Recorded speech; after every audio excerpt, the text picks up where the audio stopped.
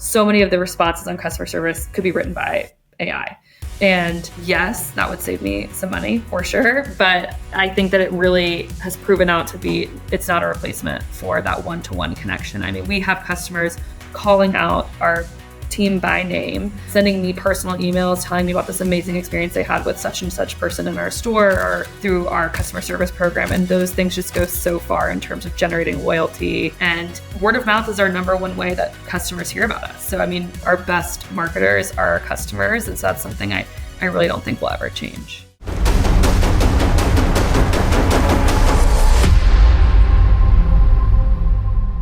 Lindsey Johnson, welcome to the Marketing Factor podcast. I'm really excited that you're here. I think that the first time I heard of Weezie, which was Georgie when you first reached out, was late 2017, early 2018. You and your co-founder Liz had reached out to Cobble Hill.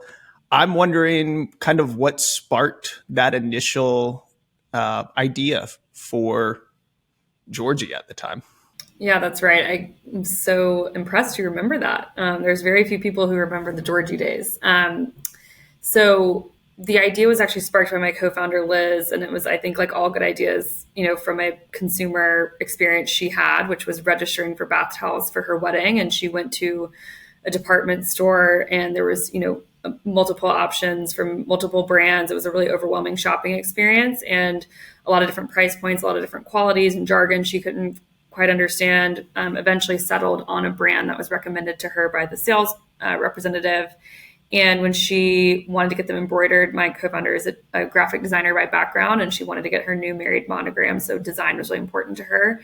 That process was really clunky and offline. So she was like picking options from a book and had to go pick up the towels 4 to 6 weeks later when they were done. And once she actually got the towels, she brought them home and put them in her primary bathroom. And her fiance at the time was like, these towels, where'd you get these towels? Like, they're not actually absorbing water. They're really soft and they look good, but they're just moving the water back and forth on my body. Like, I prefer the towels that you move to our guest room. And she's like, oh my God, you gotta be kidding me. Like, these, cost so much money and took all this time and effort and energy, and they're not actually absorbent, but they felt really good to the hand. And she sent a text to a bunch of girlfriends, and myself being one of them, saying, what towel brand do y'all use and recommend? Because I can't find a brand that I love that is, actually a high quality product with great design options. Does anyone have a recommendation? And that very casual text message snowballed into us starting what is now Weezie. So through that text message, what was kind of the next step there? What were you doing at the time? What's your background? So my background is actually in finance. And the text message was interesting. A lot of people are responding being like, I have no idea where I got my towels. I've had them since college or hand-me-downs or whatever it might be. I was one of those people who said, like, I have no idea where I got my towels and they're nothing to write home about. And she one-off texted me because at the time I was doing early stage investing. So my background was in finance. Like I mentioned, we were up in New York, moved there after college, and I worked in a variety of different companies and functions. I was at BlackRock, and then I went to a hedge fund. And then most recently was at Columbia Business School. And I was planning on going into early stage investing and venture capital. And I had been doing some angel investing on the side, so meeting with entrepreneurs in New York. And this was sort of around the time when, all the big D2C brands had just launched. So like think Casper and Warby Parker and Away. And a lot of those were Columbia Business School grads. And that, I was kind of surrounded by that in my day-to-day life. And I was really interested in the investing side. And so she sent me a one-off text message that said, I think I want to start this company. Like, would this be something you would invest in? And I'm just like such a pessimist by nature. And I responded like, no, that's a bad idea. And it's really funny. She reminds me of that all the time because at the time, I thought this is such a saturated market. I mean, in my head, like, the world doesn't need another towel. I mean, there's so many different towels. And I thought like, this can't be like as big of a problem as she's describing. To her credit, obviously I was wrong. And I had not been through the process that she just went through. So she said, why don't you go online and try to buy towels? Like, you don't have to go in person, but go online and try to buy towels. And she was right. I mean, it was really overwhelming. There was like so many different options and so many different brands, and all the brands kind of looked the same, and all the jargon was pretty confusing, and price points were all over the map. It was like really confusing to understand if I was getting a great towel or an average towel. Very few brands offered like a experience that really was elevated, and kind of, especially at the time, as I mentioned, so many of these brands were coming out that really were making these amazing customer experiences for items in your life, whether it be in home or out of home. And this was one product that had sort of just been forgotten. And so I saw what she meant, that there was definitely a problem with the purchase experience. But still didn't totally buy it. And I started asking friends, like, hey, where'd you get your towels? How much did they cost? When did you buy them?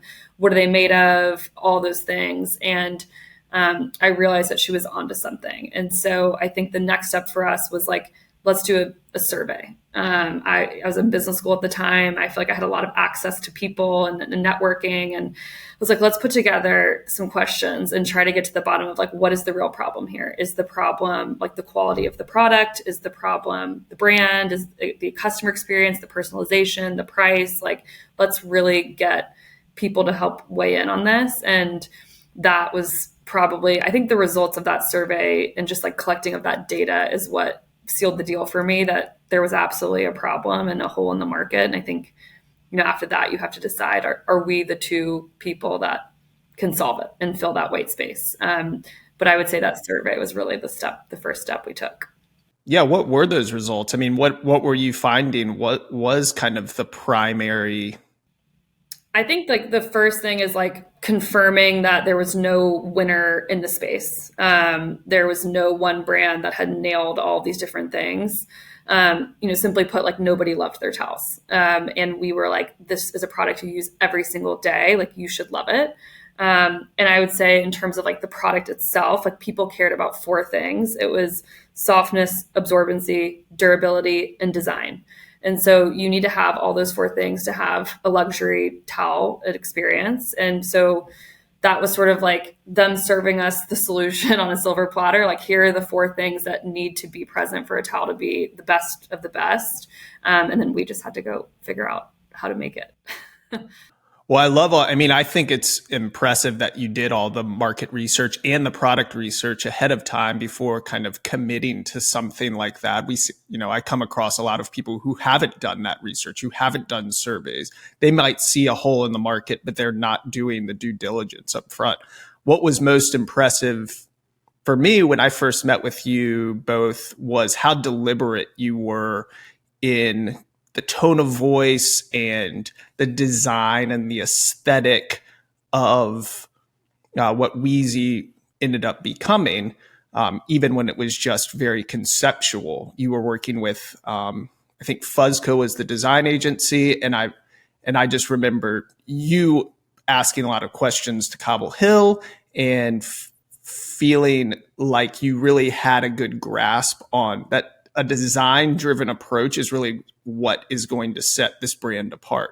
Where did that come from? Was that from Columbia Business School, or how? I would say my co-founder Liz we're very complementary, which is, I think, whenever you're seeking a partnership and a co-founder relationship, like that would be one of my biggest pieces of advice, is to seek out someone who is good at everything that you are not. It's helped us because, one, we can challenge each other and push each other in different directions and provide fresh perspective on what the other person is working on. And we don't step on each other's toes. And I think there's like an immense amount of respect between us.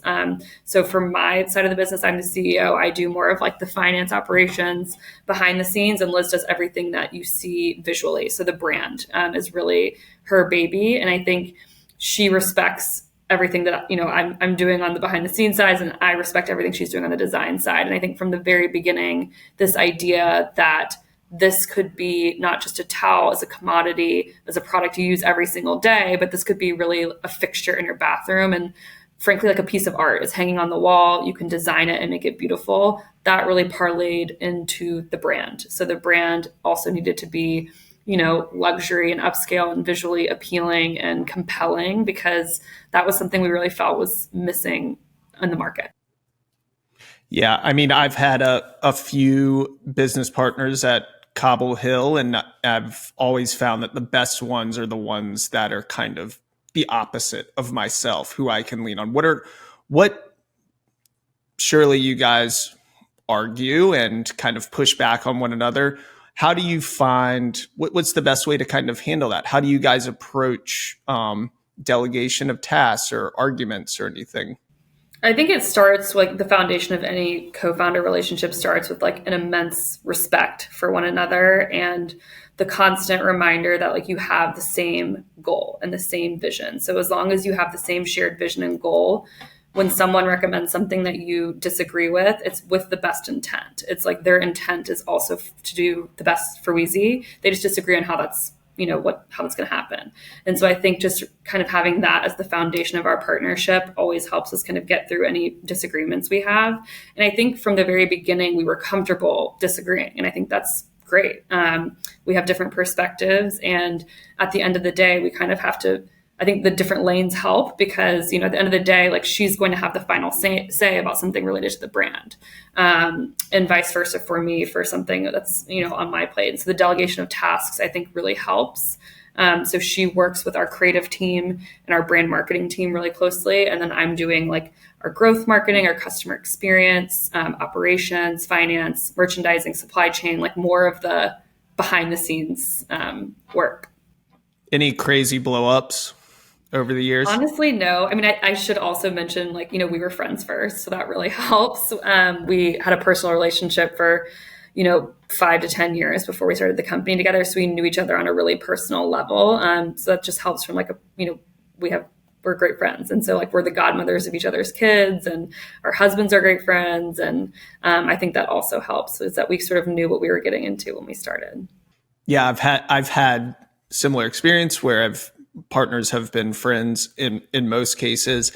And I think the hardest thing is kind of maintaining that friendship, right? And not just bleeding into work becoming the all consuming thing. It is that I would say our friends, our broader group of friends often complain when we're on a girls' trip or a bachelorette. They're like, can you all just stop talking about work? So we have to really try hard to separate the two. But I think we both feel like we couldn't have done it without each other. So it's a really great partnership. Well, if I think back to, so did you launch in 2018? Is that right? Or was it 2019, 2018? So that launch I felt was very successful in the way that you did it in terms of getting the awareness piece out. It was very deliberate. It was thoughtful and kind of the messaging. Walk me through kind of the components of that launch because I thought that it was very well done. Yeah, well, thank you. I really appreciate that. It was, a two-man team at the time, just Liz and I. So a lot of work went into that launch, and I appreciate that it was, noticed. And I think it was super successful from our perspective as well. And so what went into that launch was we, spent a ton of time putting together the brand and the messaging and making sure everything was cohesive. And that customer experience from end to end would be top notch when someone, experienced Weezie or heard about Weezie.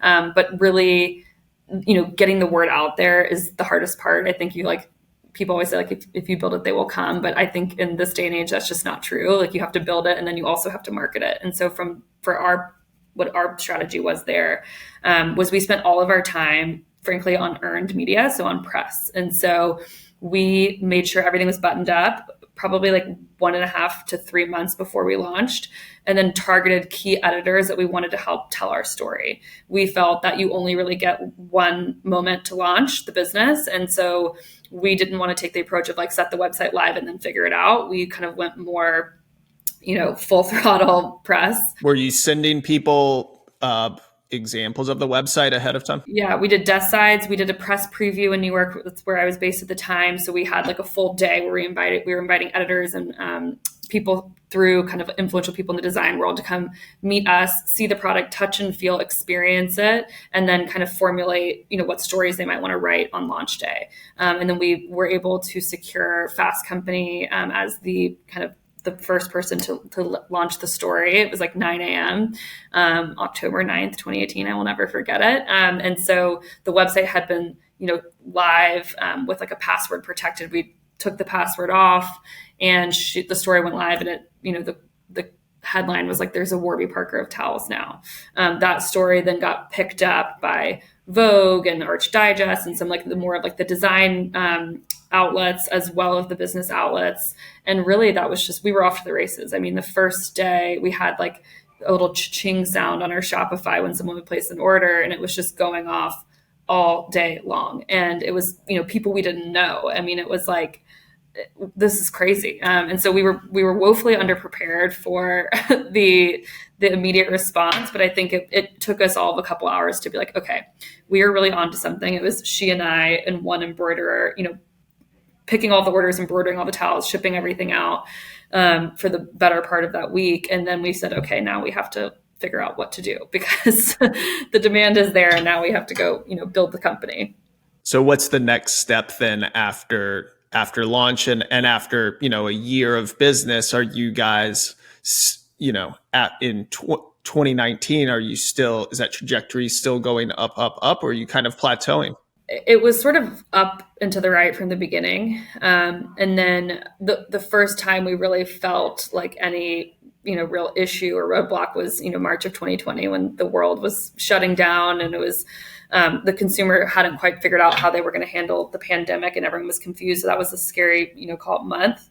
But then after that, we really experienced even more exponential growth in the form of the tailwinds we kind of luckily were positioned for with COVID, right? So we were in the home industry, people were stuck at home, we were e-commerce only, we were luxury, so a higher price point. Our consumer wasn't really feeling like the issues in the economy the way that some other consumers were. So, I mean, we were really well positioned. I mean, that was straight up luck for COVID. And so then from there, it was just like step function of growth. And it really has been, since then, I would say, like, we haven't been up and to the right every single year. We've grown every year, but it hasn't been to the like exponential craze that it was the first couple of years. And I think that's very natural. And it's something that, has been still positive. And now we've been in business for 5.5 years, which is crazy. It feels at the same time twice as long as that and half as long as that. But I would say it's been pretty positive since the very beginning. So it's just you two and an embroiderer to start. How soon are you hiring the next kind of key person on the team? The first people we hired were really in I call it a fulfillment center, but it was a self-storage facility. Call it what it was, to help us actually get the packages out.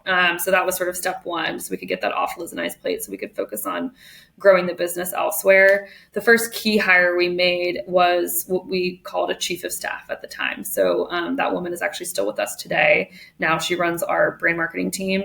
But she was, an ex-consultant, just sort of a jack of all trades to help us with anything and everything. And that would be a big piece of advice. I actually got this advice from Brian Spaley, who was one of the co-founders of Bonobos and then Trunk Club. And he said to me, you keep writing these like very specific job descriptions. He's like, just write a chief of staff job description. That's what you need. You need a right hand to help you with anything and everything, who's just excited to be a part of a growing business.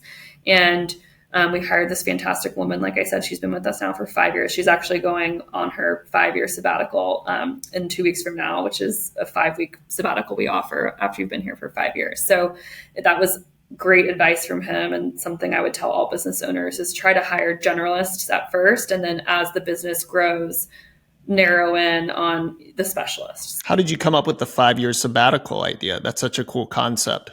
A friend of mine, she works for a much larger business, but a friend of mine's company used to offer it. And I thought it was so cool. And I was like, what a great way to reward your employees that have been with you for so long. And at the time when we launched this program, it was like the company was only like 1.5 years old. So it was like the idea of someone hitting 5 years was so crazy and felt so far away. And now here we are. So she's our first employee to have reached that milestone. And it's a perk that I think is really fun to get to see people take this year.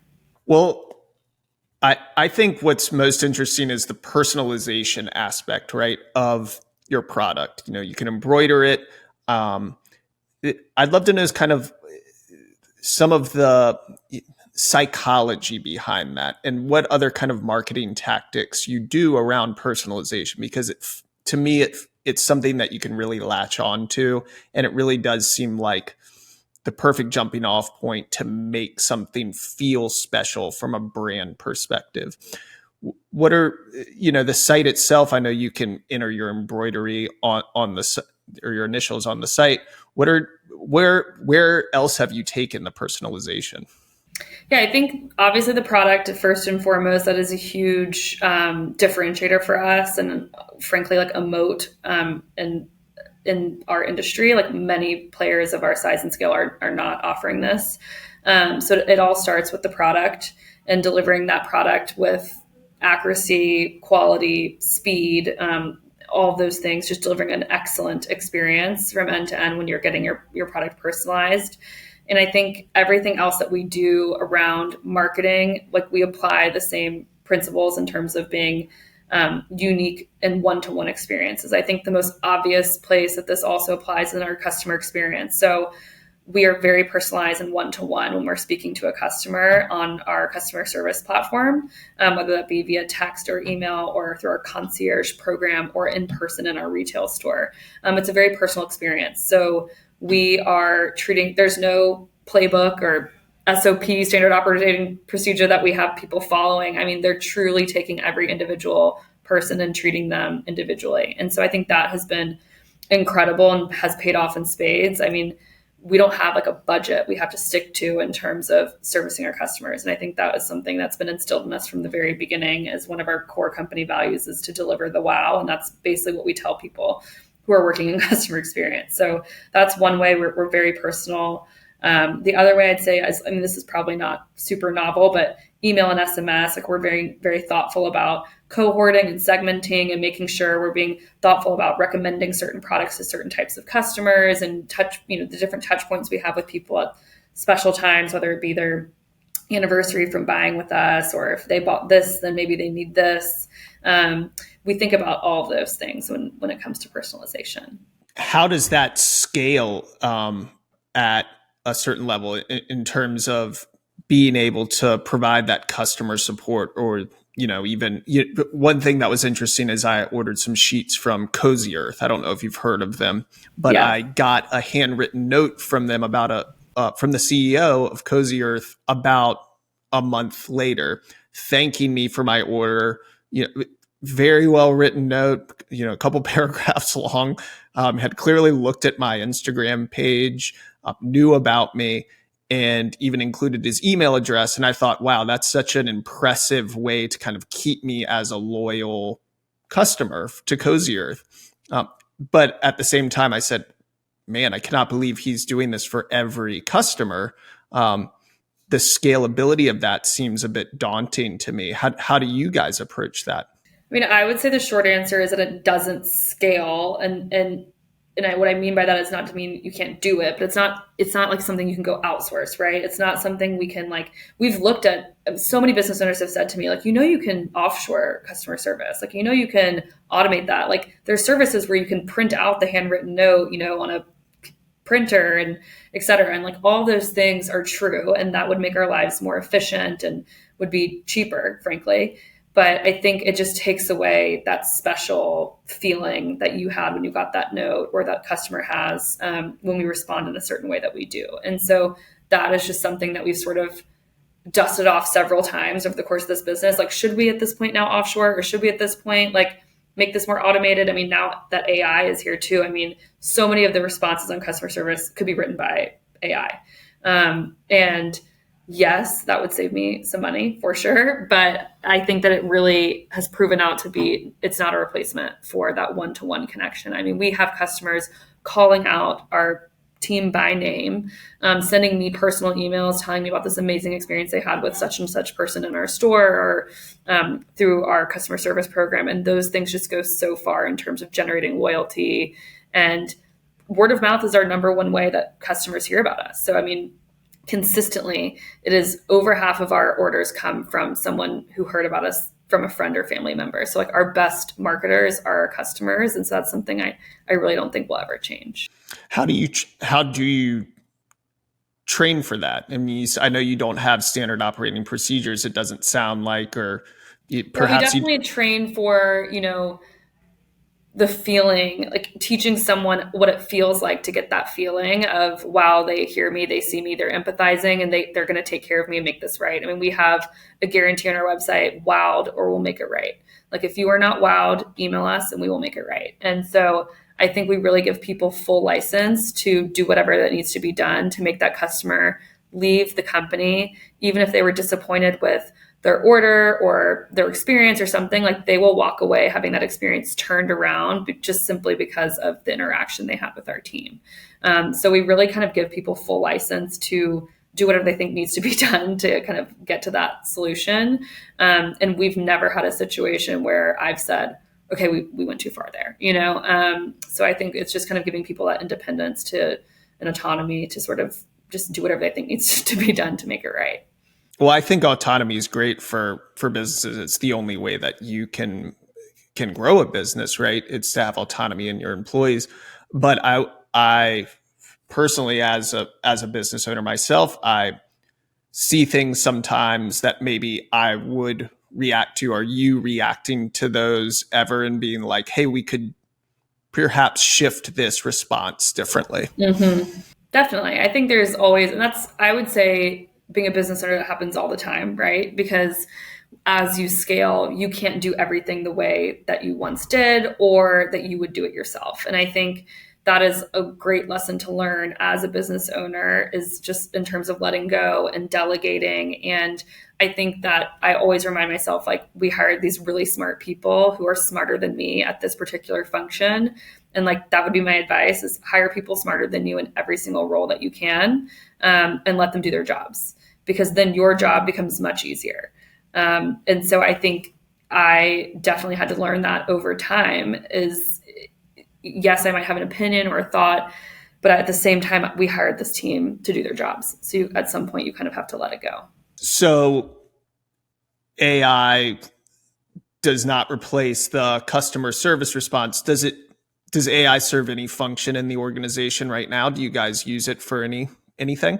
We do. I mean, I think everyone out there is trying to figure out how it fits in their organization. So we're not like fully there where I can see exactly where it's going, but we're trying it in a lot of different ways. So we'll try it to help us with, copywriting here and there. We'll try it for like more planned campaigns, planned things, nothing really on the fly as of yet. We've used it some in our operations facility as well to help us actually write some code. But I think, so it's, to answer your question, it's like we're using it sparingly. We haven't fully kind of like fleshed out what it looks like in its fullest form. Yeah, it's a tricky one for us too, being a marketing agency, especially when you can read something now and you can totally tell when something's AI, right? Right. But I do think that it does serve a purpose for certain types of tasks that are particularly monotonous or just can be outsourced in a way.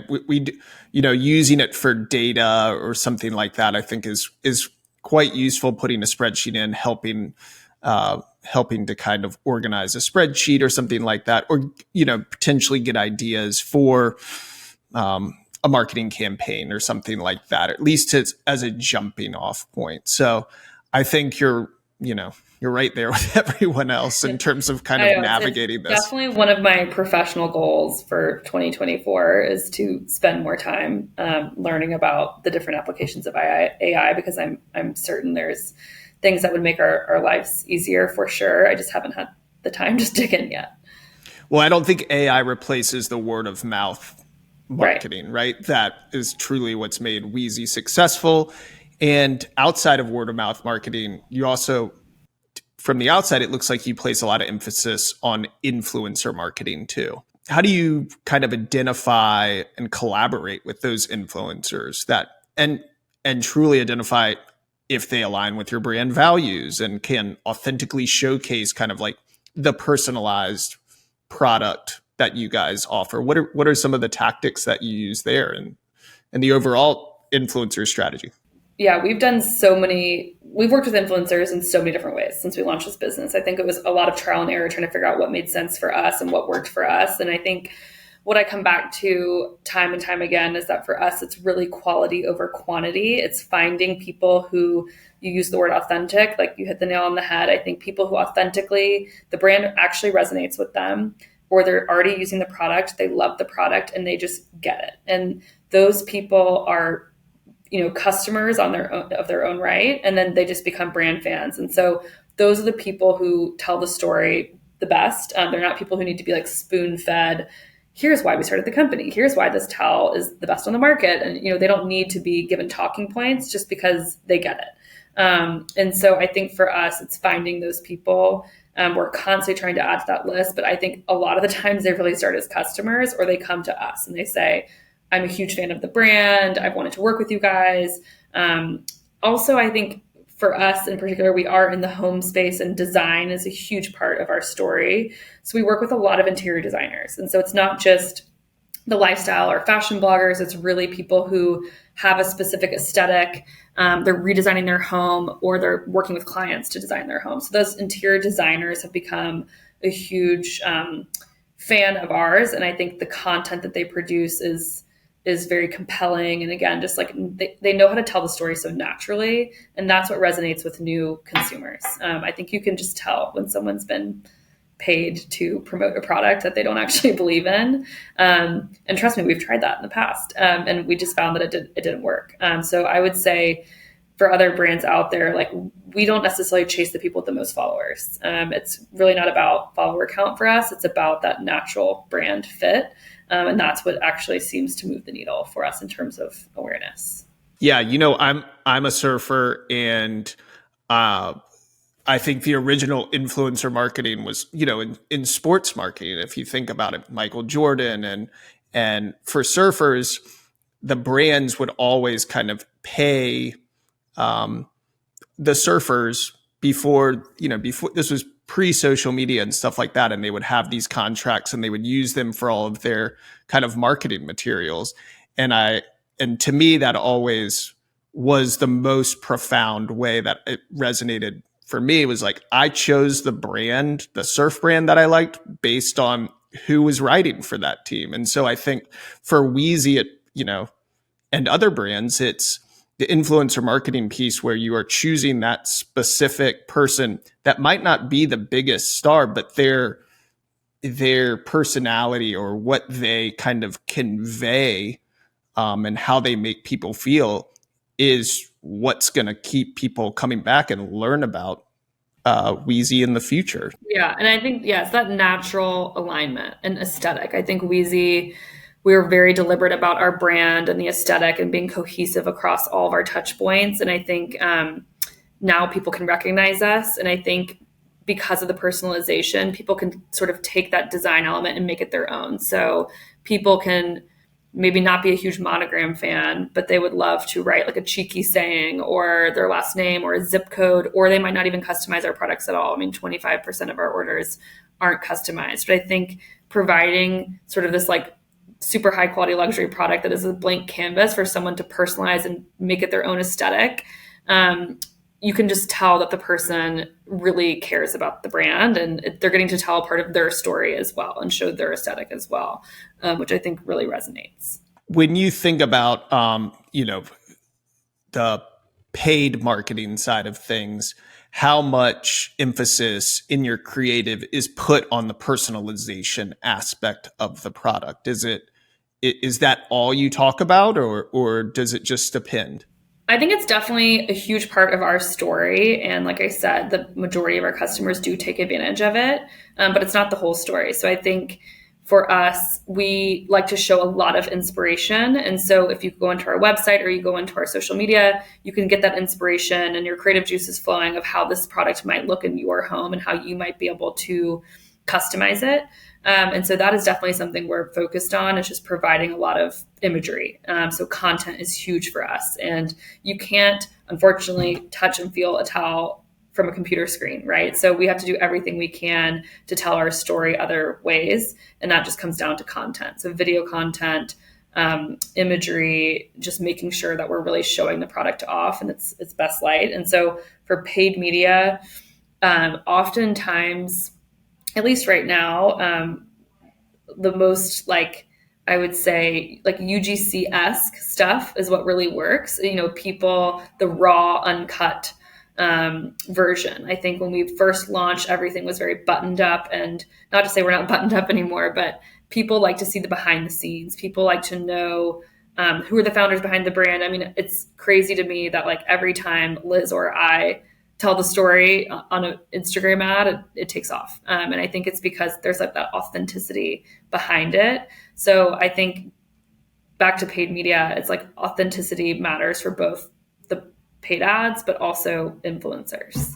Yeah, I had noticed that too. It seems like maybe, I don't know if it's a recent campaign or whatever you're doing, but a lot of what I've seen is, you sit it in the office or something like that, talking on a cell phone. And to me, that's obviously more powerful, especially now because you're inundated with what you can tell are ads on Instagram, Facebook, TikTok, whatever it is. And I think the thing that's going to stop the scroll, so to speak, is where it feels native and it feels in platform and it feels authentic, to be honest. I don't think it's very transparent when a brand, like you said, has an influencer that's clearly been paid, or if even the founder is talking in a way that's highly produced and it just doesn't kind of resonate. For certain brands, it does. But I think for a brand Weezie's size and that's very kind of has a very specific type of product you're selling, to get those new customers, to me, it makes sense to like understand what's the story behind this brand. Why should I buy this versus going to Bed Bath & Beyond and buying my towels or something like that? Definitely. And it's funny because that's so not my personality to be front and center on the brand, and especially on paid media. And I have people coming up to me when I'm like out and about, like with my kids, being like, I just saw an ad with you in it. And I'm like, oh my gosh, it's wild. But I think it works. I mean, people stop and they listen and they dig deeper and they want to know the story. They want to understand the why. And it is very authentic. Like the way that happens is my social media manager comes into my office and will be like, why do you love this product? Like pause. And I don't have time to like script or plan. And it's like very off the cuff. And that those end up working the best, which is just, it's so funny. It's the things that you would never expect to take off. So how do you go about and measure kind of the success of those different marketing campaigns? Is it purely based on your return on ad spend? Is that how you're just determining when to scale an ad, when to turn an ad off, kind of figuring out what type of creative to flesh in? Give me kind of like the nuts and bolts of your ad strategy, since you kind of head up the growth side. Yeah, on paid media, we've shifted our strategy as of late to be almost exclusively focused on new customer acquisition. I think we've learned over the past 5 years that we can really kind of maintain a loyal customer base and kind of work on repeat customers through other channels and other mediums. But with paid media specifically, we're really focused on acquiring new customers. And so the messaging there is a little bit different than you might talk to someone who's already familiar with the brand.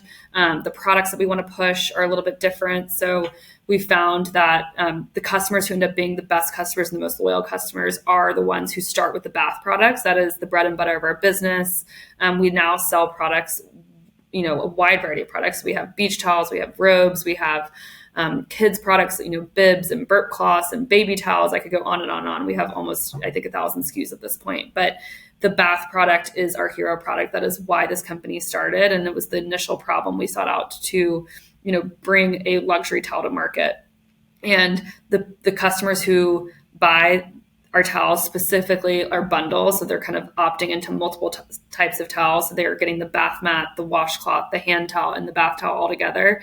Those are our stickiest customers because they're experiencing the luxury, and even more so if they customize it, they're even stickier. So we have the highest LTV customers are coming in through the bath category, getting their products customized and monogrammed, and they're really getting that like truest Weezie experience that we set out to create from the beginning.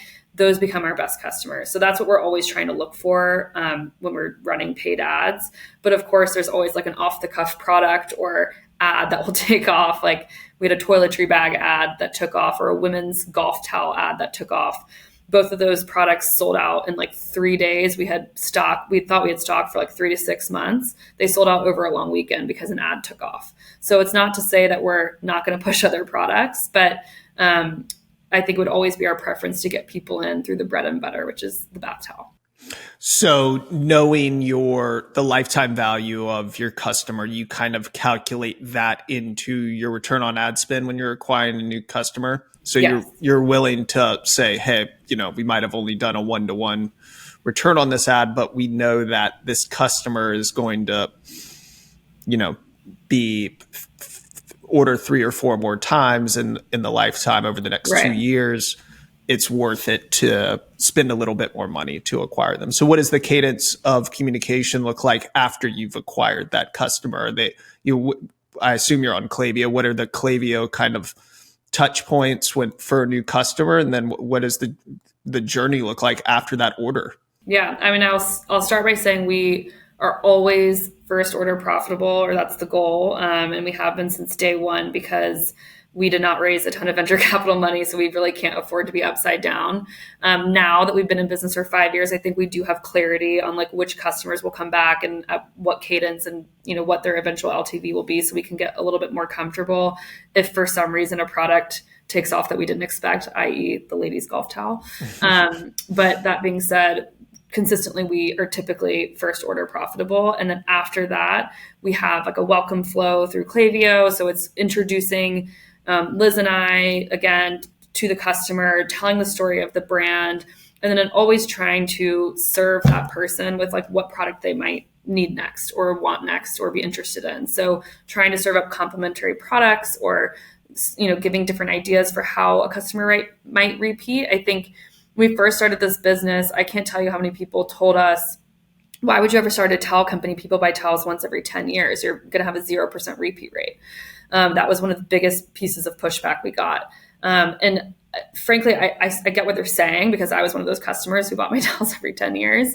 But I think what Weezie's done a very good job of is, first of all, you should be replacing your towels every 1.5 to 2 years. Like, would you wear the same cotton t-shirt every single day for 2 years and then, not replace it? No, you're using your towel every day. You're washing it consistently. It needs to be replaced. So I think there's that education component that comes in after someone purchases with us about how you should be taking care of your towels, how often you need to replace them. In addition to that, we really talk about gifting a lot. I think personalization is a huge opportunity for gifting. And so we push, if you want to buy a present for someone else in your life, whether it be for graduation, for Mother's Day, for Christmas, birthday, housewarming, wedding gifts, registry, all of that. So gifting is a huge opportunity for us to push once someone is already in our funnel. And then I'd say the third is new products and complementary product launches. So we're launching new products. So the cadence is basically every 6 weeks, we have a new drop. And so those drops generate a ton of demand, mostly from existing customers who are looking to kind of further buy into the Weezie brand and build out their product suite. So those are all the different ways that we sort of try to market repeat rate. And we do that mostly through email, SMS, social media, so our owned channels. So getting into the weeds a little bit more about kind of Klaviyo and your own channels, the seasonality aspect is obviously huge for you because it's a gifting product. Are you swapping out your welcome flows and your post-purchase flows for seasonal messaging around, let's say, Mother's Day or something like that, or even just for summer or something? They getting a facelift? We do, and we'll swap out products. So we have a lot of seasonal products. So beach towels, pool lounge covers, kids beach cover-ups. Those will be the products that you're seeing in your summer emails. We'll flip over to like our long plush signature robe in the winter months. We have holiday drops. We have special holiday embroidery that comes out for July 4th, for Thanksgiving, for Christmas. So all these different things, we will make sure that those products are featured in those particular months. And then a lot of our like abandoned cart or browse abandoned emails will either kind of offer something specific around that holiday or remind you it's this many days until Mother's Day, this many days until the cutoff to order for Mother's Day, and those types of things. We're constantly sort of tweaking those depending on what we're trying to push. Now, how do you determine, this is always interesting for me because there's a traditional best practice or Klaviyo will suggest something, but how often are you actually sending SMS to customers? So that's something actually we're working on right now because we've seen SMS has been through a sort of a roller coaster for us in terms of performance. Like there was a time when SMS was performing as strong as email. It has not been as of late. So we sort of dialed it back in terms of our texting. We are, I'd say now starting to ramp text back up and are seeing that lift again from text. But I think customers, when text was sort of novel and new, people were really engaging with it. And then I think everyone started signing up for text platforms and getting flooded with text. And it felt very like, I mean, violating is like the wrong word, but it's just like, it's like your personal phone. I mean, it's like your text and you're kind of like, am I texting my mom or am I texting with this brand? And so I think there was a period where customers started to it wasn't really resonating. And so we sort of pulled back at that time. We have started to see performance improve. And now we're probably texting folks I call it like once or twice a week. Whereas email is double, if not triple that. So when let's think of the ad channels that you're running. You're running on Meta. Are you running on TikTok? We are not on the paid platform on TikTok. We're just doing it from an organic standpoint. And is that a deliberate strategy, or is it okay? And so, what does your organic TikTok look like? Is it unique to TikTok itself, or is it basically Got it. Very much. So our social media manager is not only kind of producing and planning content for our Instagram, which is, I would say, our bread and butter, and that's sort of the platform we launched with. And we have over 100,000 followers on that platform. TikTok is more nascent for Weezie. It is like a younger demographic than I would say our core customer, but it's still an important customer for us, and it's a great brand awareness channel. So we're following the trends there, like posting what's on trend, posting a lot of things that are like a little bit more fun and silly and probably less like buttoned up than what our Instagram looks like. And we found that those typically really resonate. And I'd say back to the influencer side, like the influencers on TikTok are very different than the ones that we work with for Instagram. And so we're discovering new influencers on TikTok all the time. And we found that like the unboxing videos, that very like UGC raw stuff tends to work really well on TikTok. Do you, for business owners that are just getting started now, they're looking at Weezie's trajectory and they're like, wow, she was really lucky. She started in 2018. This was kind of the prime D2C ideation and launching, and then survived through COVID, and that obviously benefited you. Do you think that your approach is still relevant now for how you launch? Like, what would you change differently, or what are some tips that you would give or do give to new business owners? I would say if you're launching a business today, it certainly looks different than launching a business in 2018. It is more competitive. It's more saturated. Ad prices are more expensive. I will say we waited several months before we started actually spending money on ads. We were bootstrapped when we launched this business. So we didn't have a pile of money to test with. And that's still what I would recommend to business owners today. So my recommendation is to basically spend your efforts on things that cost, that are less expensive, but do a really good job at building credibility and building brand awareness. So for that, I would say making sure that you're on social media and your platforms and your brand is cohesive across TikTok, I think is very important today. Instagram, even Facebook, depending on who your customer is, and just all your social media platforms need to be cohesive and show the brand story. That and also building credibility. So for us, that was the press outlets and working with editors and having them tell our story on our behalf, and influencers. So gifting influencers and saying, hey, try my product. I'm a new company. If you like it, if you wouldn't mind posting about it, that'd be great. That builds credibility and awareness. And the same thing you can go for customers. I mean, our first customers are our best marketers and our storytellers. So that costs you nothing to reach out to a customer and say, hey, can you write a review? Or, hey, can you post on your own personal Instagram? Or can you forward this email to your friends? I mean, we did a lot of grassroots stuff at the beginning because we didn't have the money to play on places like Meta. And so that's what I would recommend today is like definitely try to be scrappy. but have your brand and vision really buttoned up so that customers and influencers have no problem understanding who you are, what you sell, and they can kind of seamlessly tell that story on your behalf if you can't afford to amplify your message yourself on Meta. That's so true. It's not easy, right? Like, this is hard work starting a business. This is not for the faint of heart. You can't just buy your customers. Right. Lindsey, thank you so much for talking with me. It's been great to have you on the Marketing Factor. Where can people find you? You can find me. My Instagram is at Lindsey Weezie, and our company's Instagram is at Weezie Towels. Thanks so much. Thanks, Austin. It was great being here.